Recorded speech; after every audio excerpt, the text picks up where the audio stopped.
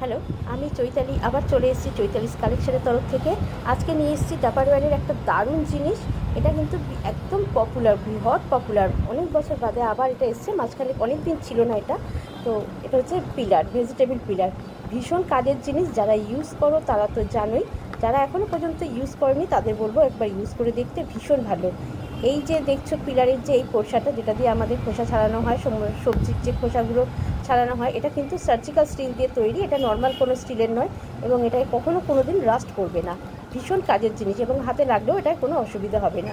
আর এইটা দিয়ে আমরা কাটারের কাজ করতে পারি।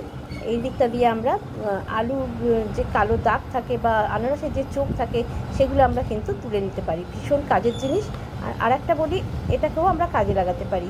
দেখো, এই জিনিসটা দিয়ে কিন্তু আমরা এই শেপের আমরা নানা রকমের স্ন্যাক্স তৈরি করতে পারি, যেগুলো আমরা চায়ের সঙ্গে, কফির সঙ্গে নিজেরাও সকাল বিকেল সন্ধ্যে আমরা খেতে পারি, বা বাড়িতে গেস্ট আসুক তাদেরও দিতে পারি।